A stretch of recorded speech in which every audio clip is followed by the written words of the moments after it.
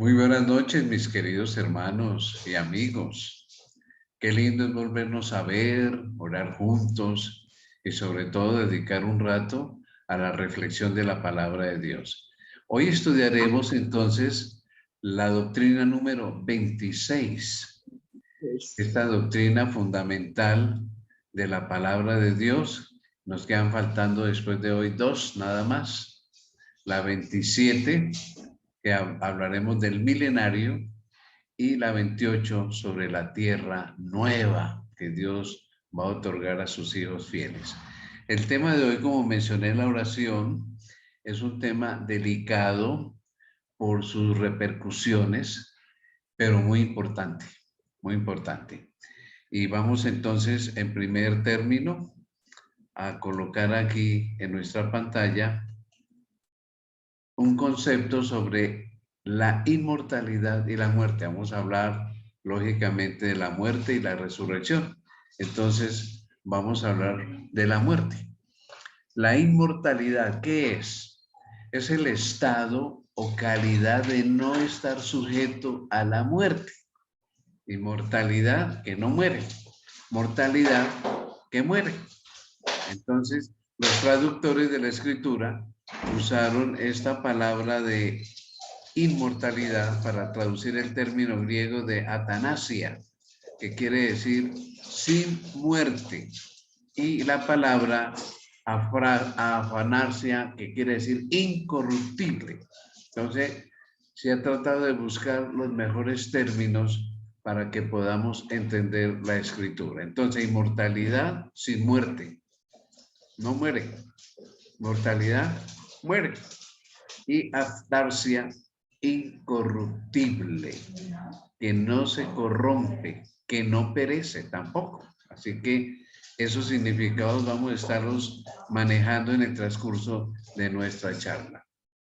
Bien, hablemos de la inmortalidad.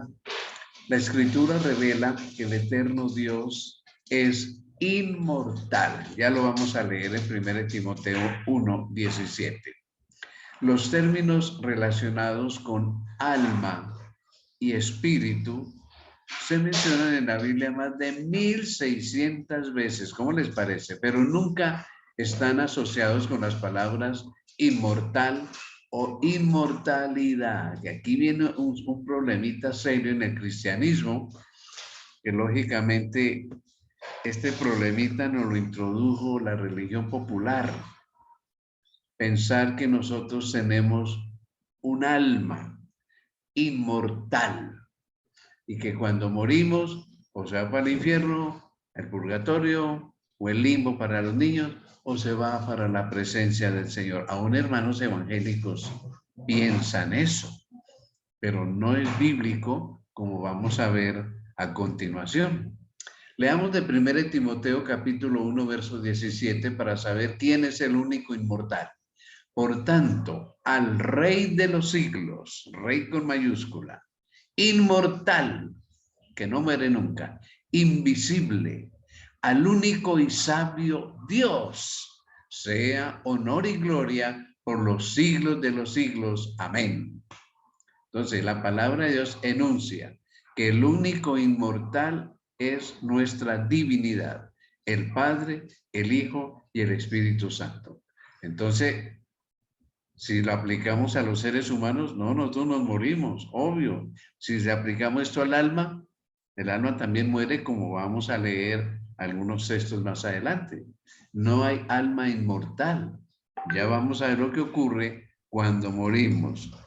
Bueno, voy a leer aquí un mensaje. Por favor, en la oración final, orar por los esposos de él y Norma Medina e hijas. De manera trágica, esta semana falleció su único hijo varón. Ay, no, tremendo, increíble. Bien, vamos a ver entonces cómo fue el caso de Adán y Eva, porque con ellos hubo un tipo de inmortalidad, pero condicional. ¿Con cuál condición? La obediencia.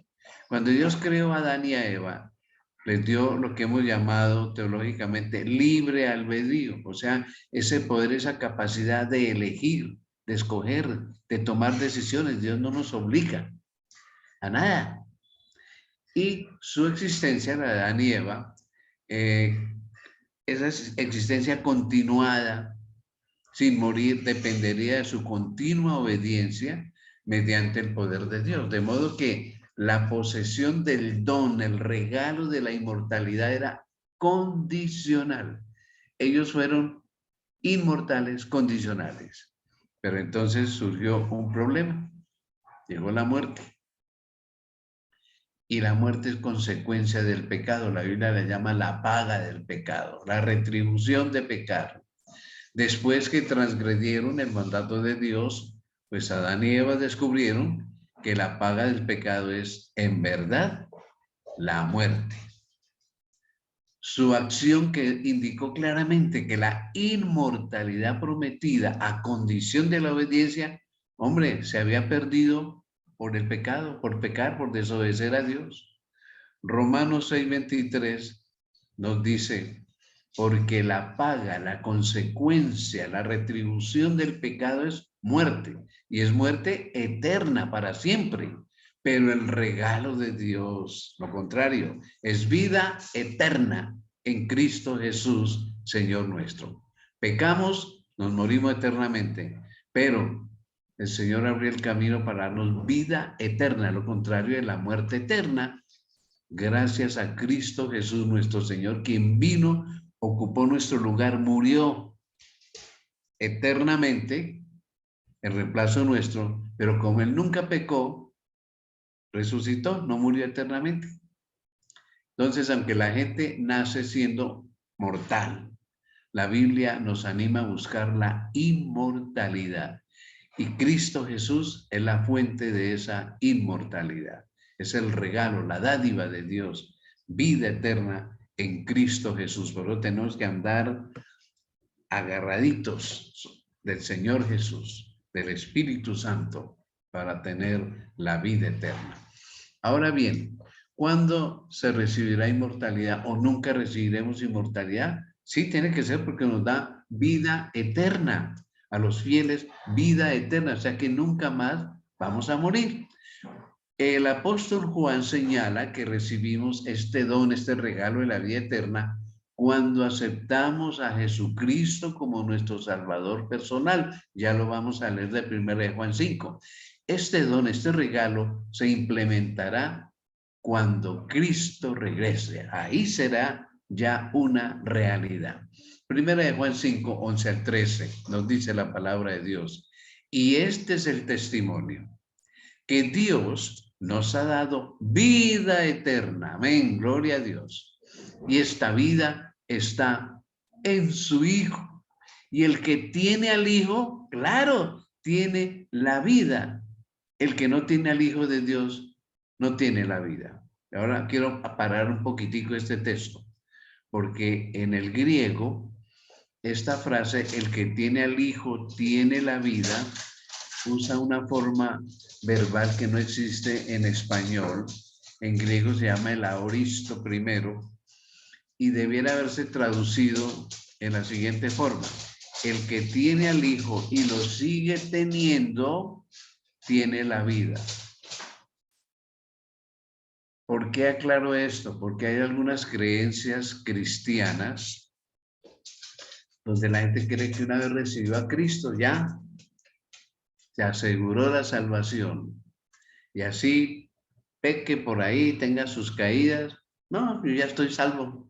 Yo ya recibí al Señor y ya soy salvo. Cuidado. El que tiene al Hijo y lo sigue teniendo, tiene la vida. El que no tiene al Hijo de Dios, no tiene la vida. Va a morir eternamente.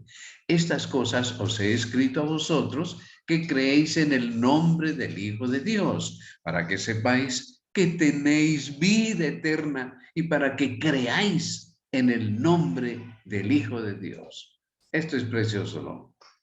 La vida está en su Hijo y el que tiene al Hijo, pues tiene no solo al Hijo, sino también la vida, porque la vida eterna está en Él.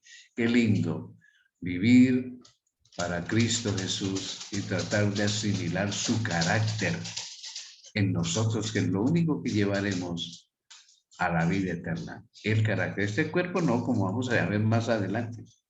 Ahora bien, la palabra de Dios compara la muerte con un sueño. La muerte no es una aniquilación completa, es solamente un estado de inconsciencia temporal mientras esperamos la resurrección. La Biblia llama repetidamente a este estado intermedio un sueño. Entonces, aquí no quiere decir que cuando yo muero voy para el infierno, o al purgatorio, o al cielo. No, quedo en mi mente inconsciente, como si estuviera profundamente dormido. Porque la Biblia caracteriza la muerte, la señala como un sueño. Y dice que los que duermen están inconscientes, no piensan, no aman, no tienen sentimientos.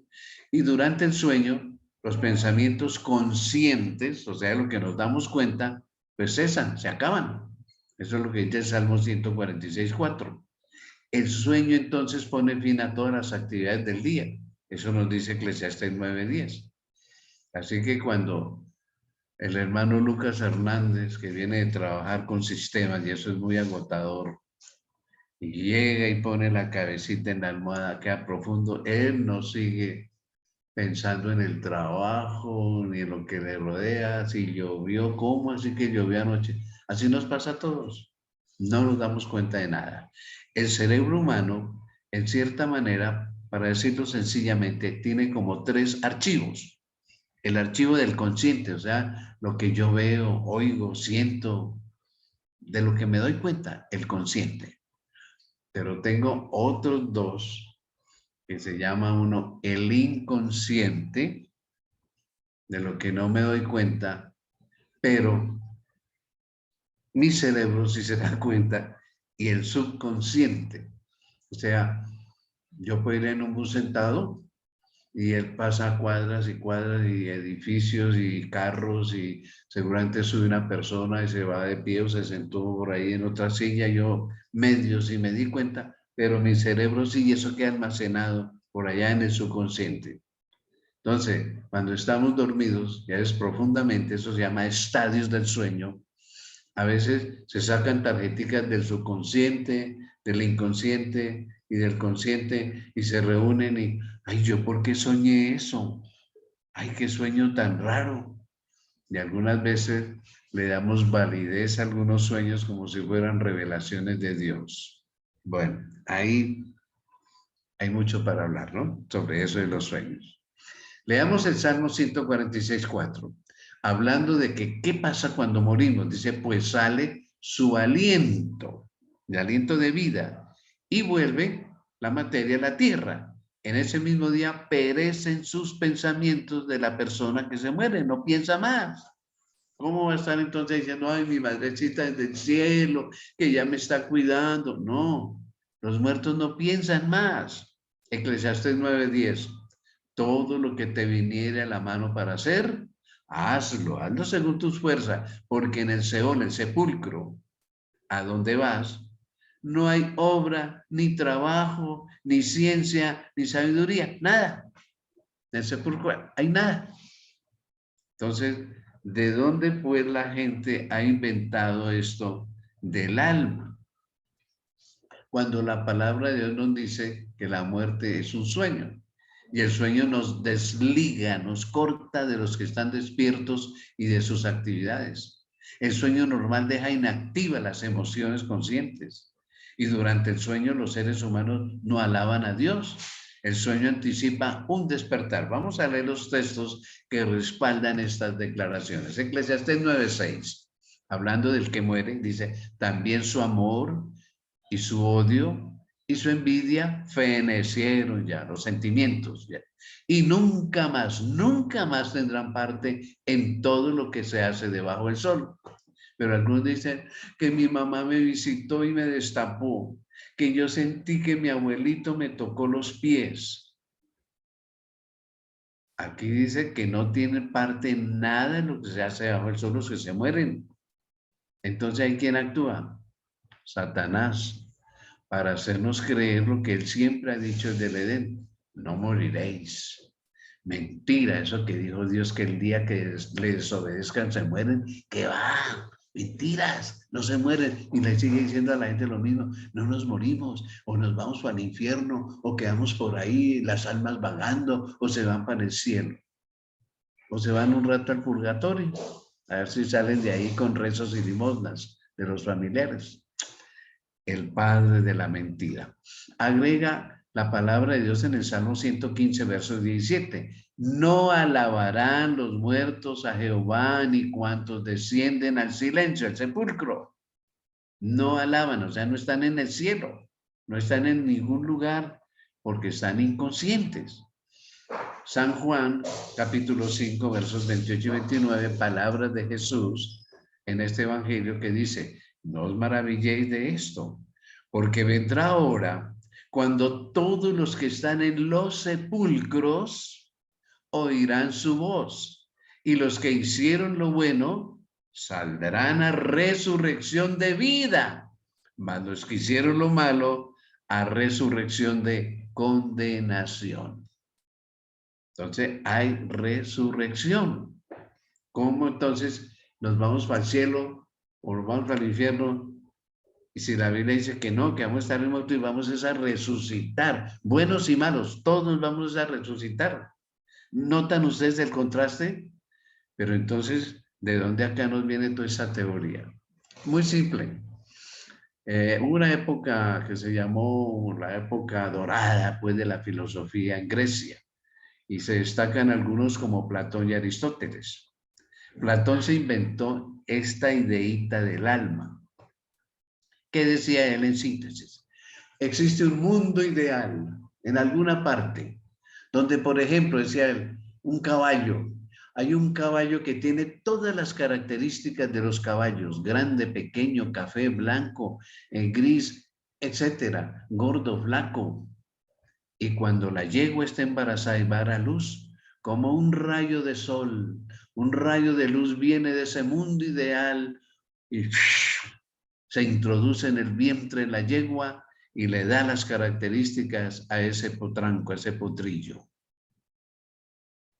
Y es el alma, y está ahí dentro del cuerpo del potro todo el tiempo luchando hasta que por fin un día se muere y sale volando y vuelve otra vez al mundo ideal.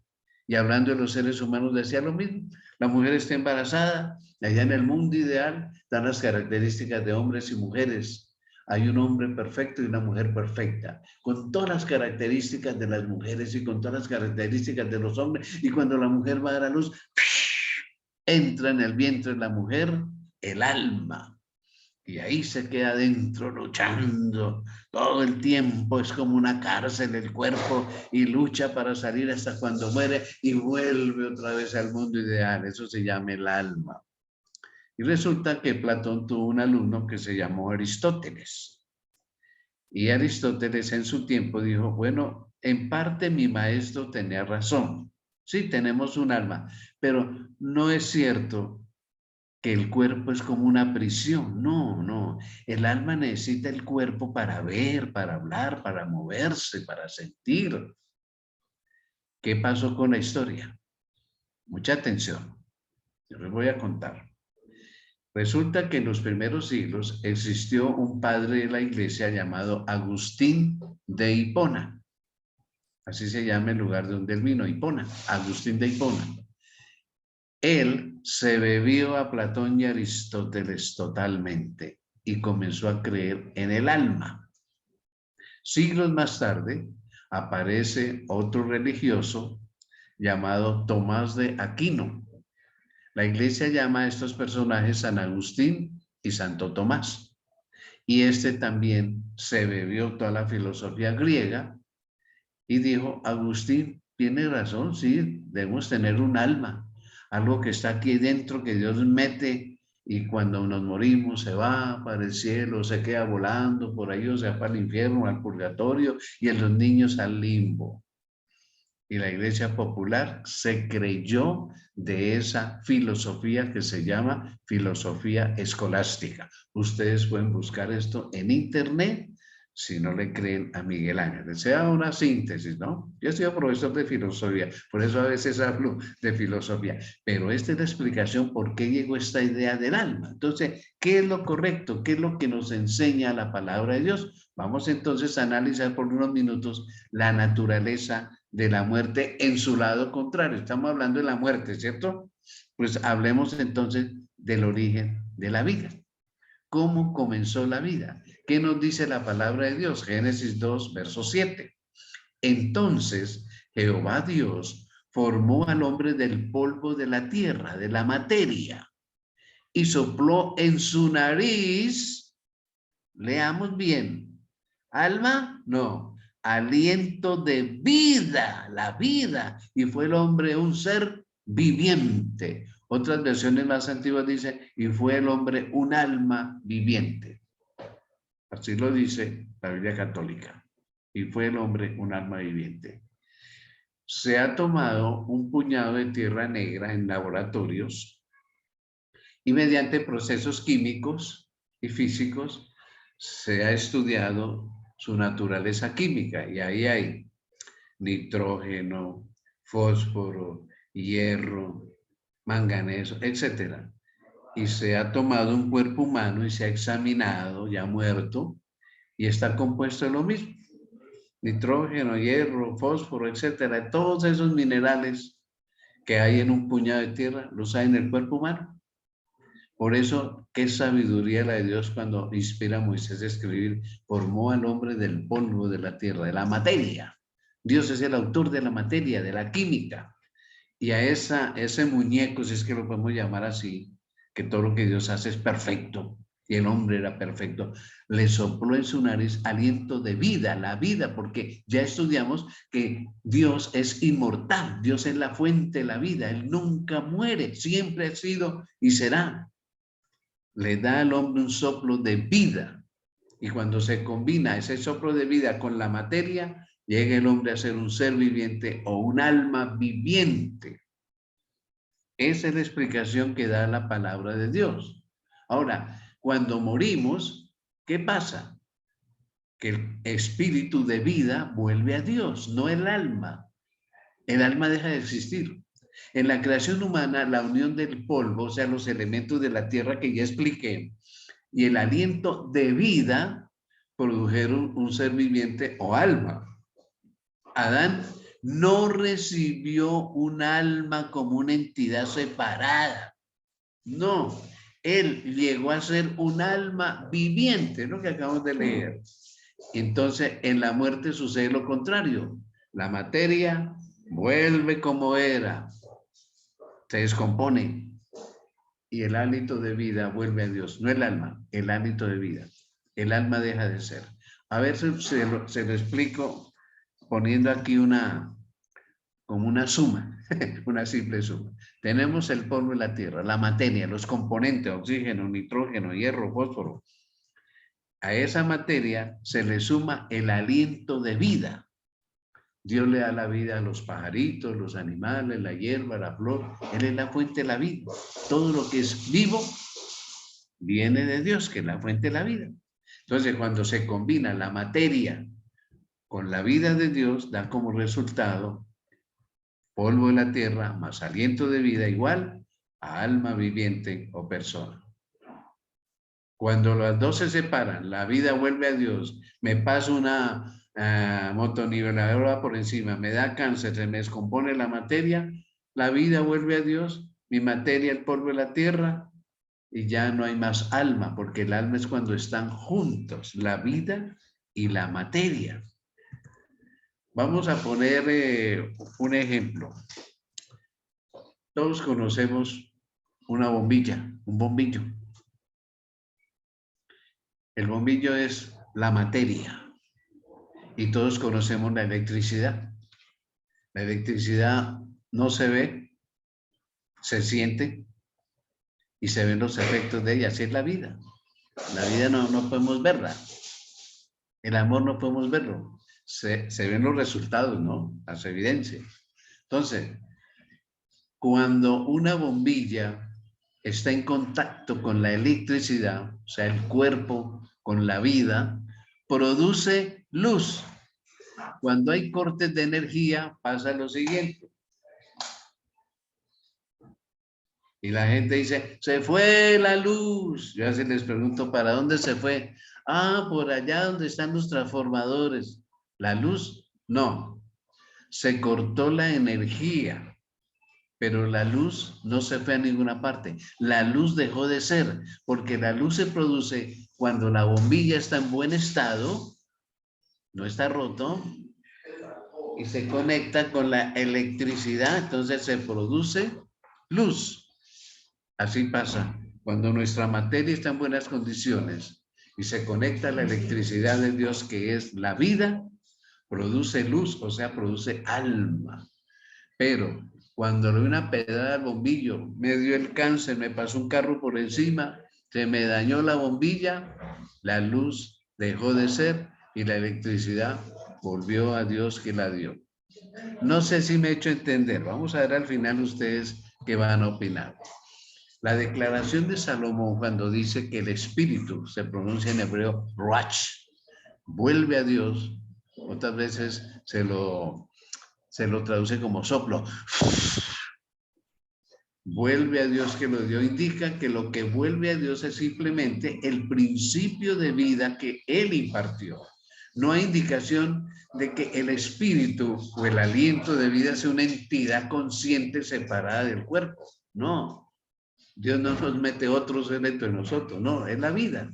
Y como resultado, con la materia, con el cuerpo, da alma. Se separan, ya no hay más alma, el alma deja de ser, así que no hay ningún alma en el infierno, ni en el cielo, ni en el purgatorio. Ahora bien, todo esto que ha tergiversado la palabra de Dios, hablando de los muertos y del alma, ha llegado a llamarse con el término el espiritismo. Toda persona sincera admitirá que por lo menos algunos de estos fenómenos son falsos, pero que otros no lo son. Es evidente que hay un poder sobrenatural ligado con el espiritismo. Yo no sé si decir que afortunada o desafortunadamente, yo tuve un padre, mi papá fue un medium espiritista. Por la gracia de Dios y no sé con qué lucha con Satanás, él llegó a ser miembro de la iglesia, primer anciano y predicador. Pero de niño los relatos que yo le oí y la gente que yo veía llegar a mi casa en las noches, donde él tenía un cuarto con una mesa redonda de madera de 3 patas y se encerraba con la gente y apagaba la luz y apareció una lucecita, le pagaban para hacer aparecer cosas o personas perdidas, para desamorar, para enamorar, etcétera, para hacer daño. Y él le contó a un amigo, yo lo oí, él hizo un pacto con el diablo detrás del Cerro de Monserrate en Bogotá. Y claro, hay muchos detalles de esos que no los voy a mencionar esta noche. Pero esto del espiritismo es una realidad. Cuando estuvo de moda la tabla Ouija, en ese tiempo yo trabajaba en un colegio. Qué cantidad de problemas espiritistas que tuve que ventilar con jóvenes, con muchachas que jugaban con la tabla Ouija, invocando espíritus y almas de muertos y de vivos. Y algunos pagaban caro su jueguito. Empezaba el diablo a molestarlos. Y hay unas historias, pues, que en un libro con todo eso. Uno que se le aparecía un pollito de una sola patica y venía y le picaba los pies y no lo dejaba dormir. Una chica que un espíritu vino y le hablaba al oído y la arrullaba, la alzaba, ya no lo veía. Después de un tiempo ya lo vio, la violó, ya llevaron un médico. Bueno, esta es una historia larga. Y claro, la otra cara de la moneda es, Satanás tiene poder, pero Dios y el Espíritu Santo es todopoderoso. Satanás no es todopoderoso. Y había que ver cómo el Señor libertaba a estos jóvenes cuando se colocaban en las manos de Dios y pedíamos la liberación de ellos. Entonces, el espiritismo es una realidad, mis hermanos. Y cada rato yo tengo que orar incluso por hermanos que les hacen brujería para arruinarlos, para matarlos, para separarlos. Eso es real. No les habla la voz de la esperanza, les habla la voz de la experiencia. El espiritismo es real. Ahora, el espiritismo se originó con la primera mentira que yo les mencioné hace unos minutos, la mentira de Satanás a Eva. ¿Por qué no comen del árbol? No, Dios dijo que si comemos nos morimos. Mentiras. Sus palabras fueron el primer sermón sobre la inmortalidad del alma. No moriréis. En la actualidad, a través de todo el mundo, religiones de todas las clases, mis hermanos, fatuamente repiten este error. ¿Qué dice entonces el libro del Génesis? Entonces la mujer dijo a la mujer, no moriréis. Dios es mentiroso. Y si nos morimos, ¿quién es el mentiroso? Satanás. La Biblia entonces nos dice que los muertos nada saben, que descansan inconscientes en la tumba. La Biblia también prohíbe firmemente cualquier intento de comunicarse con los muertos o el mundo espiritista. Eso nos dice el libro de Isaías capítulo 8, versículos 19 y 20. Y dice, si os dijeren, preguntad a los encantadores y a los adivinos que susurran hablando, responded, ¿no consultará el pueblo a su Dios? ¿Consultará a los muertos por los vivos? Uy, no. A la ley y al testimonio. Si no dijeren conforme a esto es porque no les ha amanecido, no tiene oficio. El pueblo de Dios consulta a Dios, al Espíritu Santo, y no a los muertos. Eso es abominación al Señor, dice el libro de Deuteronomio. Entonces, la Biblia pues registra también diversas actividades espiritistas. Por ejemplo, desde los magos de Faraón, cuando llega Moisés, tira su vara al piso, que Faraón dice, bueno, ¿qué evidencia me muestra de su Dios? Y el tigre se convierte en serpiente. Los magos hicieron lo mismo, convirtió el Nilo en sangre. Los magos hicieron lo mismo. Las primeras plagas las reprodujeron los magos, pero ya después no pudieron hacer más. Magos, astrólogos, adivinos de Nínive, Babilonia, hasta las brujas y medios de Israel, porque Saúl consultó hasta una bruja, el rey Saúl, y todos ellos fueron condenados por Dios. ¿Cómo murió Saúl? Trágicamente y sin el Espíritu de Dios, sin salvación por haber consultado a una bruja en lugar de haber consultado a un profeta de Dios. Entonces, eso existe. Cuidémonos jamás de hacer una cosa, y si alguien antes de conocer la palabra de Dios ha hecho semejante cosa, pida perdón, arrepiéntase, porque tarde o temprano el malo cobra. Yo les contara experiencias que he tenido con hermanos que en algún tiempo de su vida fueron a un brujo a pedir riesgos y cosas, cómo les cobró después, aún siendo ya adventistas. Increíble. No hay tiempo de contarles todo eso. Va a haber un engaño final de Satanás. Él va a falsificar la venida de Jesús. Él se va a hacer aparecer como Jesús. Y Satanás se apresta para usar con grandes señales, va a echar fuego del cielo, va a hacer milagros en su esfuerzo final para engañar al mundo. Y la gente que no estudia la palabra de Dios va a ser engañada. Veamos lo que dice la palabra de Dios al respecto. Y vi, dice Juan, el discípulo amado, vi salir de la boca del dragón, o sea, Satanás, y de la boca de la bestia, la falsa religión, y de la boca del falso profeta, las religiones evangélicas, falso profeta, 3 espíritus inmundos a manera parecidos a ranas, pues son espíritus de demonios que hacen señales, milagros, y van a los reyes de la tierra, a los presidentes en todo el mundo, para reunirlos a la batalla de aquel gran día del Dios Todopoderoso. Satanás prepara tremendo engaño, ¿no? Apocalipsis 13, 13 y 14 agrega, también hace grandes señales, de tal manera que aún hace descender fuego del cielo a la tierra delante de los hombres. Y engaña a los moradores de la tierra con las señales, los milagros que se le ha permitido hacer, en presencia de la bestia.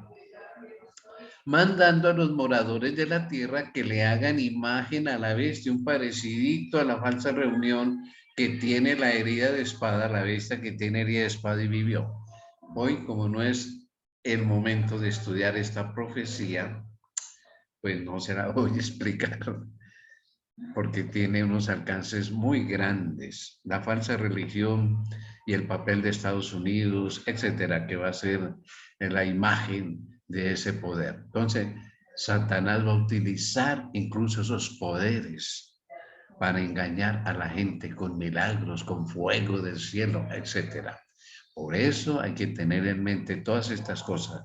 Jesús no va a pisar esta tierra cuando venga, va a estar en las nubes del cielo y los resucitados y los justos vivos transformados ascenderán para encontrarse con el Señor. Ahora la Biblia nos habla de dos muertes.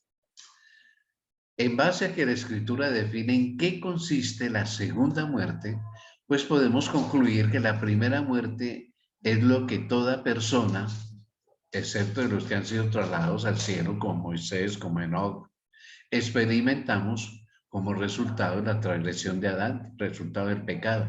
Todos morimos. Ya leímos un texto de Eclesiastés donde dice, porque los que viven saben que han de morir. ¿O alguno de ustedes no sabe que se va a morir? Todos sabemos que nos vamos a morir. Eso es real. Entonces, es causa del pecado. Esa es la primera muerte. Natural, por enfermedad, como sea, consecuencia del pecado, nos trajo la muerte. La resurrección es lo contrario, es la restauración de la vida junto con la plenitud de su ser y su personalidad, su mente, su carácter de la persona.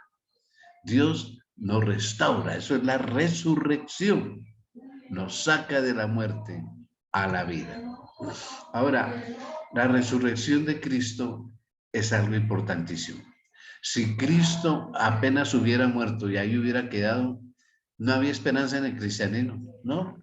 Si Él no volvió a vivir, nosotros tampoco, pero la resurrección de los muertos justos a la inmortalidad está íntimamente relacionada con la resurrección de Cristo, porque es el Cristo resucitado el que eventualmente levantará a los muertos cuando Él regrese por segunda vez. Es lo que nos dice Juan 5, 28 y 29. Veámoslo. Jesús dijo, no os maravilléis de esto, porque vendrá hora cuando todos los que están en los sepulcros, muertos, oirán su voz, y los que hicieron lo bueno saldrán a resurrección de vida, vida eterna. Ahí es la inmortalidad. Mas los que hicieron lo malo, a resurrección de condenación, de muerte eterna. Ahora bien, si Cristo no hubiese resucitado, pues dice 1 Corintios 15, 14, que no habría razón para predicar el evangelio. No hay esperanza de nada, nos morimos y todo se acabó ahí. Exactamente, 1 Corintios dice, y si Cristo no resucitó, hombre, vana es entonces nuestra predicación y vana también es nuestra fe.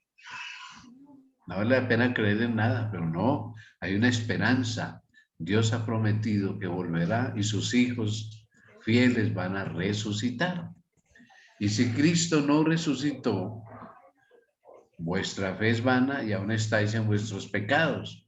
Entonces, si Cristo no hubiera resucitado, no habría perdón de los pecados, ¿no? Quedaríamos muertos para siempre.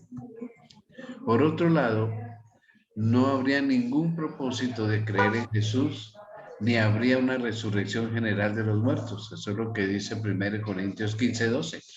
Pero si se predica de Cristo que resucitó de los muertos, ¿cómo dicen Hay algunos gente de entre México vosotros que no hay resurrección de muertos? ¿Cómo dicen algunos entre vosotros que no hay resurrección de muertos? Claro, si Jesús resucitó es la garantía de que nos va a resucitar a nosotros.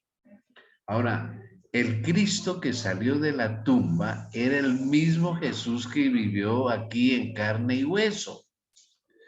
Ahora, solo hay una diferencia, que tiene un cuerpo glorificado, pero todavía es un cuerpo tangible.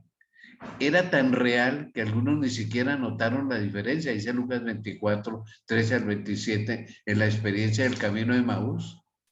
Van dos viajeros que van de regreso de Jerusalén a Emaús y se une Jesús con ellos y van conversando y van hablando de las profecías y ellos ni notan que es Cristo, sino otro personaje que viene de Jerusalén. Ya cuando van a pedir la bendición por un alimento que se dan cuenta que era Jesús. Entonces Jesús tuvo un cuerpo de carne y hueso.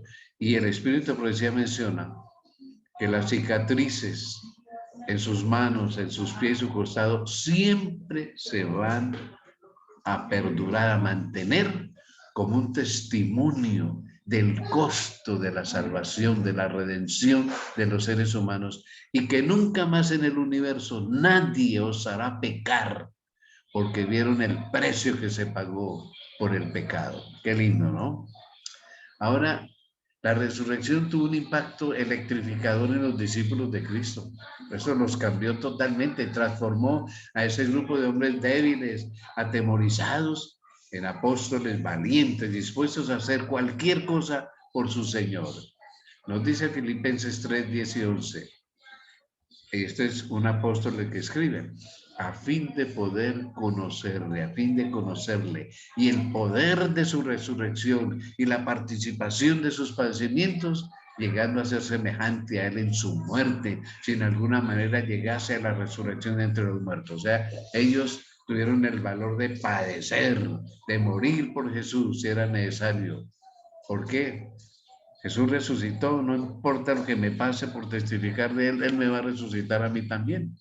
Hechos 4:33, y con gran poder los apóstoles daban testimonio de la resurrección del Señor Jesús y abundante gracia era sobre todos ellos. Claro, porque tenían un maestro, un salvador vivo, no muerto, y eso les dio valor total.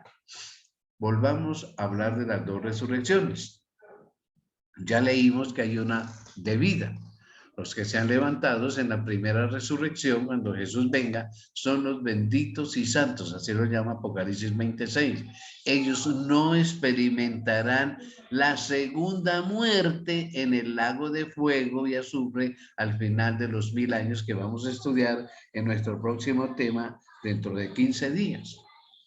Entonces, Apocalipsis 26 y 14 nos explica: bienaventurado, feliz, dichoso y santo el que tiene parte en la primera resurrección, cuando Cristo venga. La segunda muerte, que es la eterna, no tiene potestad, poder sobre estos, sino que serán sacerdotes de Dios y de Cristo y reinarán con él 1000 años en el cielo.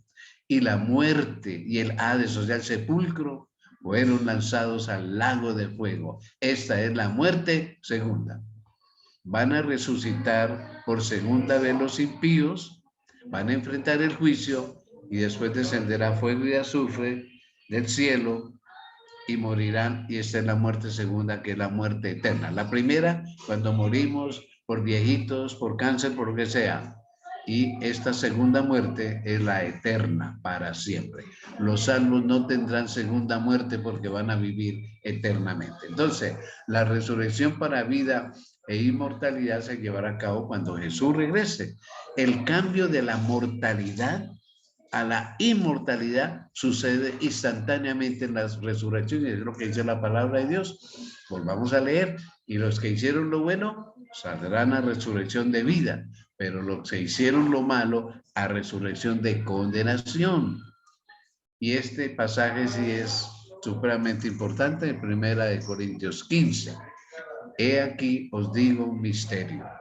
No todos dormiremos, o sea, no todos nos vamos a morir, pero todos seremos transformados en un momento, en un abrir y cerrar de ojos a la final trompeta, porque se tocará la trompeta y los muertos serán resucitados incorruptibles, y nosotros, los que estemos vivos, seremos transformados, porque es necesario que esto corruptible se vista de incorrupción y esto mortal se vista de inmortalidad.